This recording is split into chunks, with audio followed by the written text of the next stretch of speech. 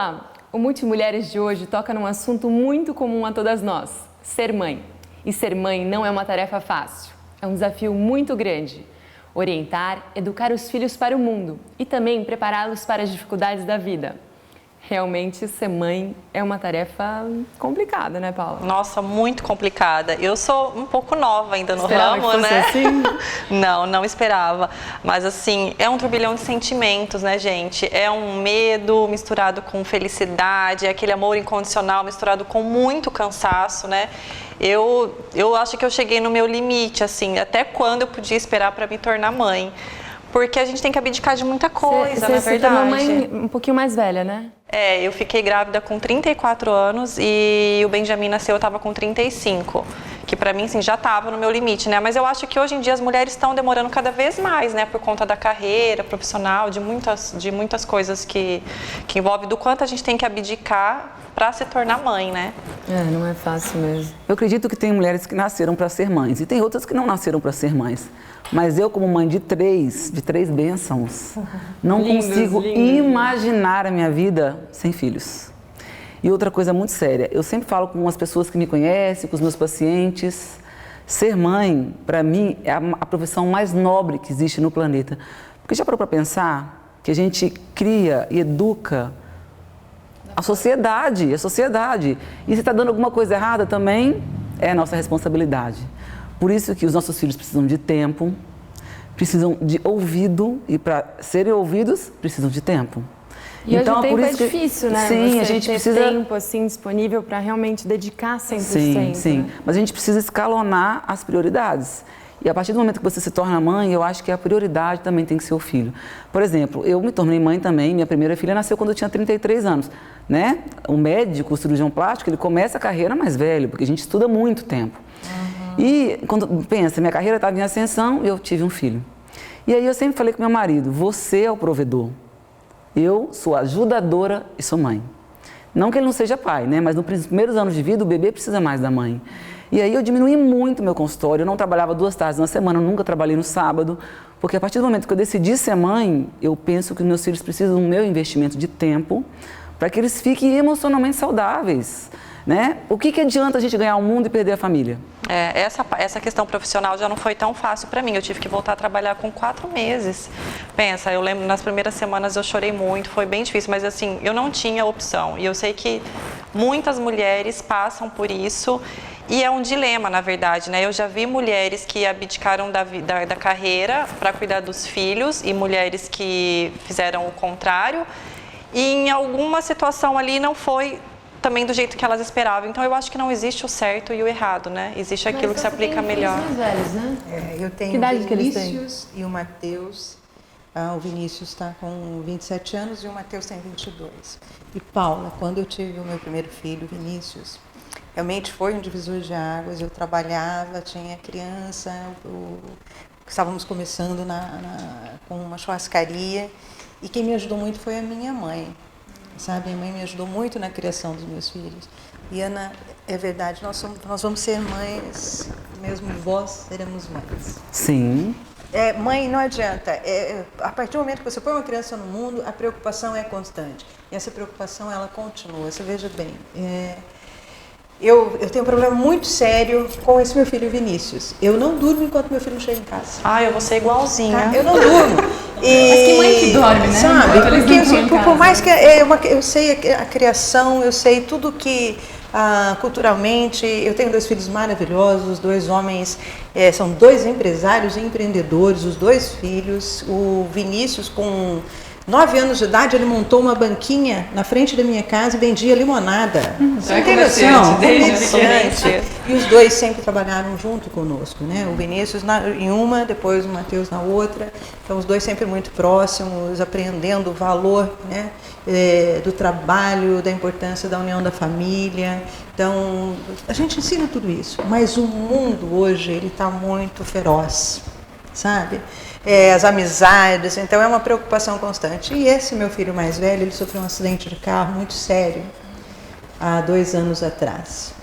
E por conta desse acidente, que ele não lembra porque ele ficou em coma, e Deus, graças a Deus, me trouxe esse filho novamente, Depois disso, aí é que realmente eu só durmo na hora que ele chega em casa, porque e é o melhor som é quando eu escuto aquela porta se abrindo e eu sei que meu filho está entrando e dormindo dentro da minha casa. Então, ser mãe é uma tarefa muito complicada, Lu.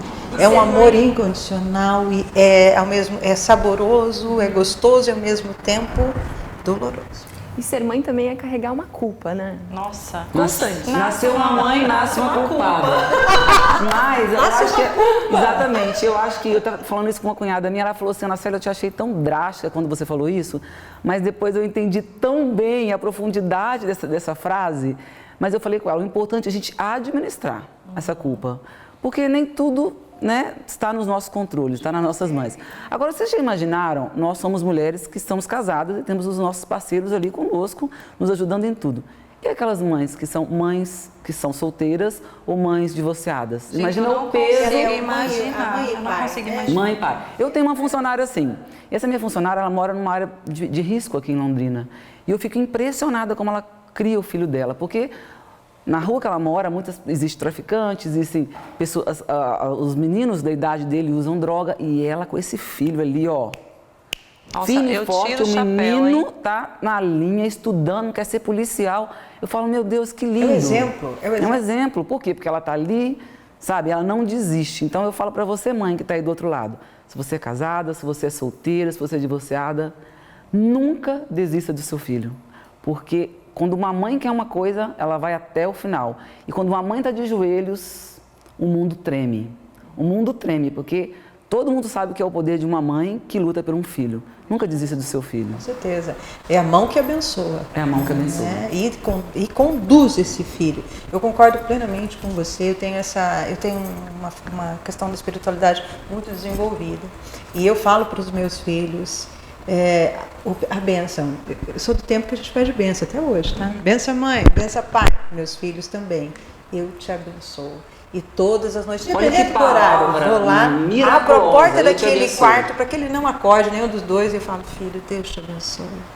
Deus te abençoe, né? Porque nós precisamos disso, porque o mundo está terrível.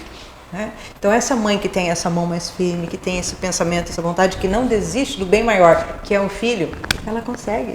É um retorno, né? Parece que a gente planta e quando a gente planta, vem um retorno disso. É o ato de doar e receber o tempo inteiro. Esses dias eu estava em casa, de repente eu olho lá um copo, gente, coisa mais linda, com uma flor, escrita assim, mamãe, você é demais. Ai, meu coração... Ai, eu não vejo a hora de chegar nessa fase. Gente, meu coração se encheu. Não, e quando eu coloco uma roupa, meu filho fala assim, mamãe, você está parecendo uma rainha. Quer dizer, eu tô com uma roupa simples, bonita e tal, mas para ele eu sou a mulher mais linda do mundo. E eu me sinto assim quando ele fala. É que no comecinho, quando o filho é novinho ali, a gente ainda não tem esse retorno, né? Agora eu tô começando a ter as interações, as risadinhas.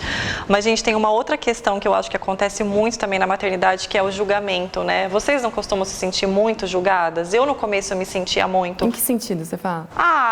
Detalhes, tipo assim, se seu filho toma fórmula, alguém fala alguma coisa, se ele chupa chupeta, se você vai trabalhar ou se você vai deixar de trabalhar para cuidar dele. Eu acho que o tempo inteiro as pessoas estão olhando com um olhar diferente e julgando como você educa, cria e age com relação aos seus filhos. E cada uma tem um jeito, de uma forma, uma educação, né? E é complicado. E eu acho que cada uma tenta fazer o que é melhor para sua família.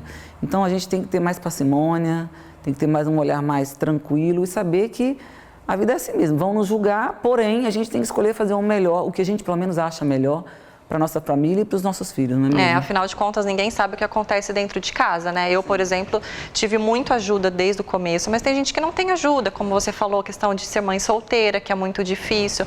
Então, a gente tem um olhar mais sensível com as mulheres e as mães. Porque não é uma tarefa fácil, né? A mulher que tem ali 1, 2 filhos e que acaba perdendo o marido por um divórcio ou uma situação qualquer, ou que é mãe solteira mesmo, né? E acaba sempre sobrando para a mulher, né? Mas sempre. Separa, ou o marido arruma uma outra e sobra para a mãe. Sobra para a mãe. E a mãe dá conta. E a mãe dá conta. Ela vai, ela leva, às vezes um pouco mais nervosa. As contribuições, Paulo, vão sempre existir, principalmente dos parentes mais próximos, né? Não sei no seu caso, mas eu lembro muito bem no meu. Era mãe, era sogra, irmãs, amigas, né? Todo mundo sabe como cuidar um pouquinho melhor do seu filho. Né? E a vontade gente leva precisa para casa. aceitar essa ajuda, né, Marisol? Às vezes por conta do perfeccionismo e de querer controlar tudo, a gente acaba não querendo aceitar, mas precisa aceitar ajuda, eu acho fundamental. É mais pessoas que amam da criança, né? É importante ele ter esses contatos, a criança ter vários contatos com o vô, com o tio, com o sobrinho, até primo, enfim, para formar a personalidade, né? Não é só a nossa, né? E você, Luli, com suas duas crianças maravilhosas? Obrigada pelo maravilhoso. Mas realmente, para mim, bom, eu acho que para todo mundo, quando você é mãe, acho que começa uma nova vida, né? E para mim foi difícil, porque eu sou de São Paulo, vim para Londrina, não tinha quem me ajudar, minha mãe não estava aqui. E aí eu tive que me contar com funcionárias e tudo, que sorte eu tive, né? E isso me ajudou muito, mas enfim, na educação eu acho que quanto mais rígido a gente é com nossos filhos, que é o que eu tive também em casa, eu vejo isso que é uma expressão de amor. Eu não sei vocês, sabe? Eu sou uma general. Eu acho que quanto mais firme a gente eu sou general. Mas será que é general? Eu sou general assim. Não é general. É necessário, é necessário. Eu falo da minha filha maior, ela tem 13 anos. Eu vou te dar liberdade desde que você me mostre responsabilidade. Então eu vou soltando a cordinha. Se por um acaso acontecer algum problema, eu puxo a cordinha de novo. Agora, gente, falando eu tenho 3 filhos e os 3 são completamente diferentes, né? E uma coisa que mudou minha vida, foi um divisor de águas na minha vida, foi um livro que eu li, que chama As 5 Linguagens do Amor. Ele tem para adolescentes, para crianças e para casais. Eu acho o para casais mais completo. E fala uma coisa tão interessante que eu estava pensando muito sobre isso, porque, por exemplo, eu tenho 2 meninos, e um eu faço carinho com a unha, ele fala, não corta a unha. E às vezes eu esqueço e faço no outro, o outro fala assim, mamãe, porque você está me arranhando. Bom, para um é carinho, para o outro eu estou arranhando. Olha que louco, como eles são diferentes. E esse livro, ele fala o seguinte, que o amor tem 5 linguagens, e a gente precisa aprender as 5 linguagens. E a gente precisa amar o outro com a linguagem do outro para que ele se sinta amado. Então, para pensar, numa família onde tem filhos que não se sentem amados, não é porque a mãe não ama, ou porque o pai não ama, é porque às vezes a gente não está conseguindo falar a linguagem do amor da criança. Isso é muito maravilhoso. Gente, esse livro é fantástico. E você sabe, eu vou fazer até um merchan. Eu recebi de presente esse livro do Colégio Universitário. Olha que fantástico. Do Dia das Mães. E tá na minha cabeceira. Helena e o Lourenço me deram, então eu tenho 2. Se vocês quiserem, eu posso compartilhar. Eu já quero emprestado, Lu. Vale muito a pena, vale muito a pena. Gente, e eu acho que na maternidade, todas as fases são difíceis. Eu acho que desde quando você está grávida, você passa pelas dificuldades da gravidez, quando você tem o recém-nascido, né, aqueles primeiros meses que são difíceis, as noites mal dormidas, depois a infância, começa as birras, as manhas, depois na adolescência e depois na fase adulta, quando eles vão criar asas e sair de casa, né? Começam a namorar, né? Aí já começam a ir para casa da namorada. E vocês são mães, assim, bom, eu já falei rígidas, mas educadoras, assim? Ah, sempre. Eu creio que eu sou muito. Tanto que eu falo com a minha filha o seguinte, porque eu não acredito nesse papo de a criança que tem que escolher a vida dela, ela que vai saber se ela vai fazer isso. Não acredito nisso. Se eu acredito numa coisa que aquilo seja certo, então eu vou criar minha família e educar os meus filhos para aquilo. Então eu falo assim, filha, você tem total liberdade de dentro deste caminho que eu te ensinei, ir em zigue-zague, ir circundando, ir reto. Mas dentro desse caminho, eu estou aqui como sua mãe, seu pai está como seu pai, para que se você desviar para a direita ou para a esquerda, a gente fala, hello, não é esse caminho não, volta para o caminho. Gente, sabe uma coisa que eu já me peguei fazendo e que eu sei que eu preciso me policiar e tomar muito cuidado? Querer fazer pequenas compensações com meu filho, porque eu trabalho, fico fora de casa. Então, por exemplo, às vezes eu fico o dia inteiro fora de casa e eu chego em casa, parece que eu preciso compensar de alguma maneira. E às vezes eu acabo mimando um pouco e deixando ele fazer certas coisinhas que eu sei que não deveria, sabe? E é difícil isso também, culpa, né? A tal da culpa. Mas ainda bem que você tem essa noção, porque está em tempo de você verificar e mudar isso, né? Isso é muito importante. Né? O Lourenço, por exemplo, agora ele está num campeonato de tênis até, e ele quebrou, num campeonato desse, ele quebrou a raquete e jogou no chão, né? E eu falei assim, gente, raquete nova, cara. Eu falei, bom, vai tocando. E agora no campeonato, ele falou, mamãe, não dá pra jogar. Eu falei, agora você vai jogar com a tua raquete quebrada. Ou pede pra alguém emprestado. Eu não fui comprar. Rapidamente, eu acho que todo né? ato dos nossos filhos eles precisam aprender com alguma coisa, né? A gente não pode perder essas oportunidades que a vida vai dando, né? Por exemplo, eu falo o seguinte... Então eu não comprei a raquete, ele tá se virando nos 30 para jogar lá com tênis, pede E ele tá aprendendo, da próxima vez ele vai pensar. E eu acho que aquilo faz ele Agora pensar. eu fico pensando o seguinte, eu levo meus filhos para a escola todos os dias. Para eles, eu estou simplesmente levando para a escola. Para mim, é um tempo de conversa, é um tempo de mostrar para eles apreciar a natureza, é um tempo de falar dos cuidados pessoais, dos cuidados com a vida, de como lidar com os amigos, da obediência ao professor e da hierarquia. Esse tempo que a gente leva eles para a escola. E a gente pode aproveitar todo o tempo, Verdade. gente. Não tenho tempo. Mas às vezes você busca o filho na escola, às vezes na hora de dormir. Nossa, gente, um tempo precioso que eu aprendi é na hora de dormir. Eu faço 2 perguntas para os meus filhos, que eu já ouvi coisas impressionantes. Primeiro, o que foi que aconteceu de melhor no seu dia? Segundo, o que foi que aconteceu de pior? E eles falam, hein? Eles falam coisas inimagináveis. Vale a pena tentar isso. É uma dica, é muito interessante. Para você, mãe, que está nos escutando agora. E eu vou fazer isso com os meus filhos. Sim. Vou perguntar a partir de hoje, adorei. É maravilhoso. Eles falam coisas que às vezes estão lá dentro e quando a criança fala, diminui a angústia, né? Eles precisam falar. Mas o adulto também, vamos perguntar. Não, todo mundo, né? A gente precisa falar. E quando a gente cria esse vínculo de estar perto dele, nesse momento, por exemplo, de dormir, é fantástico, porque aí coisas aparecem e você consegue trabalhar aspectos negativos da vida, aspectos positivos, né? Reforçar o caráter nesse tempo que às vezes é curto, não precisa muito tempo, 15 minutos, 10 minutos, a gente está cansado, eu sei. Final do dia eu estou exausta, estou jogando, né, as rédeas, mas é um tempo que vale a pena. Bom, gente, nosso tempo aqui acabou hoje. Infelizmente que o papo tem bastante coisa para ser falado, né? E a gente vai ficando por aqui, a gente volta semana que vem com mais Multimulheres. Até lá!